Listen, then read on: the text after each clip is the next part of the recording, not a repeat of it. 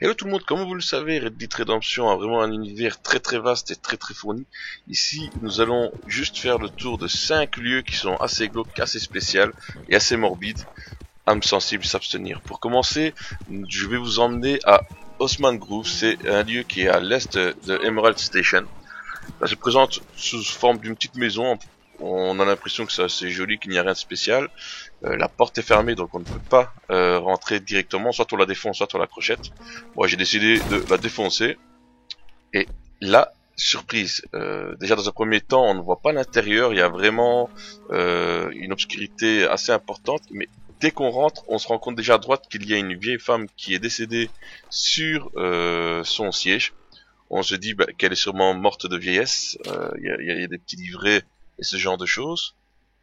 Et une fois qu'on a terminé de fouiller la table de chevet comme tout bon voleur qui se respecte, comme tout bon hors-la-loi, on se rend compte que finalement, il y a une autre femme qui est couchée juste en face de elle, et son mari apparemment, je pense, qui lui aussi est mort. Soit ils se sont fait empoisonner, et ils sont tous morts, mais il y a quelque chose de louche dans cette histoire. Et ici, donc, on a encore un cadavre qui est à l'étage. Et lui aussi il est décédé donc. Mais un truc encore plus louche, vous avez dû peut-être vous en rendre compte, j'ai trébuché tout à l'heure sur quelque chose en m'éloignant de la vieille femme. En fait, il s'agissait tout simplement d'un enfant, lui aussi décédé, comme vous pouvez le voir ici. Rockstar n'y va pas à moitié, donc il est mort sur son cheval à bascule. C'est assez particulier, c'est vraiment vraiment louche et glauque. Et on se sent pas vraiment bien quand on est là, quoi. On a une seule envie, c'est de se barrer le plus rapidement possible bah, de cette maison maudite. Pour notre deuxième maison, nous allons nous rendre à l'ouest de Annesbury, juste au nord-ouest du trappeur qui se trouve donc dans cette région-là. Là, vous allez tomber sur une petite maison. Bon, comme moi, il m'arrive assez souvent, je tombe littéralement donc sur la petite maison. Mais une fois que je suis arrivé là, je me suis dit, je vais aller voir ce qui se passe à l'intérieur. Et c'est là que finalement, je rentre dans une maison qui est assez poussiéreuse. J'ai pas vu le cadavre directement qui était à l'entrée. J'ai commencé à fouiller. Au début, je me suis dit, est-ce que les gens sont partis? Mais quand j'ai vu l'état de la maison qui était inoccupée, des toiles d'araignée partout, je me suis dit, là, il y a anguille sous roche. Il doit y avoir un cadavre quelque part où la maison ne doit pas être habitée depuis très longtemps. Mais le truc, c'est que il y avait encore des trucs, des objets à ramasser. Et là, je me disais, ça c'est pas normal du tout. Et c'est là que je décide de revenir dans la salle et je tombe directement sur le cadavre d'une femme qui est morte depuis assez longtemps.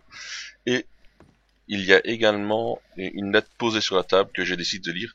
Et qu'est-ce que ça raconte? En fait, apparemment, c'est la lettre d'un soldat sudiste qu'il envoie à son amour, qui elle est nordiste, donc une Yankee, et il lui explique qu'il va aller pour une dernière bataille, qu'il aimerait bien rentrer, mais qu'il ne peut pas déserter car ça irait à l'encontre de son honneur de se faire fusiller pour désertion, et qu'il va participer à une dernière bataille qui est perdue d'avance et qui fait comprendre à sa femme qu'il va sûrement mourir, quoi.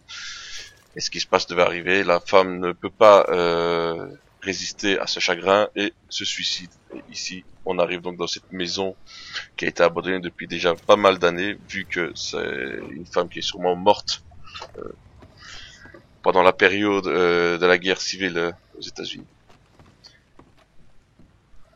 Pour le prochain lieu insolite, je vous donne rendez-vous à Window Rock, vraiment au niveau de la rivière. Ça se trouve à l'ouest du Fort Wallace. Une fois sur place, vous allez directement tomber sur cette petite cabane. Bon, le cheval c'est le mien, mais en fait c'est une cabane de mineurs. Et dès que vous rentrez à l'intérieur, vous tombez sur une scène assez macabre. Vous voyez deux types morts à terre, un avec un marteau ensanglanté à côté et l'autre qui a un pied de biche. On comprend vite finalement que ils se sont entretués, sûrement ils ont dû trouver quelque chose, et en fouillant un peu la maison, sur la table on tombe sur une petite pépite d'or, et on comprend que c'est deux mineurs qui se sont entretués pour garder cette pépite. Et ça représente bien la période de la ruée vers l'or aux États-Unis, où même deux frères pouvaient s'entretuer pour une petite pépite ou quoi que ce soit, quoi. À part ça, il n'y a pas grand chose de plus dans cette maison, mais je me dis que c'était toujours ça, et c'était assez particulier à découvrir. Alors pour le prochain point, je vais vous donner rendez-vous au nord du mont Hagen, vraiment juste au nord du lac Isabella. C'est pas vraiment une maison, c'est vrai que sur ce point-là, c'est un peu différent, mais ça m'a quand même donné envie de vous le présenter. Vous montez sur la colline, et là, vous tombez déjà dans un premier temps sur un cheval qui est mort, les tripes à l'air, qui a été sûrement mangé par des charognards. Et là, vous tombez sur un couple qui est décédé, gelé. On voit bien le campement, ils sont morts l'un contre l'autre, c'est vraiment triste en soi. Et ils tiennent une carte dans leurs mains, c'est la carte panoramique qui mène encore à autre chose. Donc ici, je ferai sûrement une vidéo sur ça, mais c'est vraiment triste. Mais bon, que voulez-vous, c'est la vie. Et je termine par ce dernier point, je ne pouvais pas faire une vidéo sur les 5 maisons de l'horreur dans Red Dead Redemption sans passer par The Big House. Si vous ne voulez pas vous faire spoil, car c'est également une suite de quêtes, c'est la fin d'une suite de quêtes, je vous invite à aller à la fin de la vidéo. Mais sinon, voilà, vous êtes le bienvenu. Et ici, en fait, on rentre dans l'antre d'un tueur en série. C'est vraiment l'endroit le plus glauque que j'ai pu visiter. Pire que tout ce qu'on a visité jusqu'ici. Il y a des squelettes, il y a des corps partout. Ici, je vais sortir la lanterne parce qu'on n'y voit vraiment rien. Faut que ça a vraiment joué sur l'ambiance de cette cave. Et si vous voulez en savoir plus également sur cette quête, sur cette mission, je mettrai le lien de la vidéo qui en parle en descriptif de cette vidéo-ci. C'est vraiment l'antre du diable, on dirait vraiment la maison, une maison satanique. Vous allez voir ici, quand je vais mettre la torche, on tombe sur la totalité. Un cadavre empalé, on l'a découpé de tous les côtés, des crânes qui sont partout. Un appareil photo, donc c'est n'importe quoi. Ici, regardez, on a un homme qui a été décapité, qui s'est fait couper en deux. Il y a peu de tout, quoi. C'est vraiment horrible. Âme sensible, s'abstenir encore une fois. Merci beaucoup d'avoir suivi cette vidéo. N'hésitez pas à liker, à partager, à lâcher un petit commentaire si cette vidéo vous a plu, à vous abonner également à ma chaîne. De mon côté, je vais quitter l'antre du diable et retourner à mes occupations car autant de gore, ça noircit l'âme et c'est pas bon. Salut!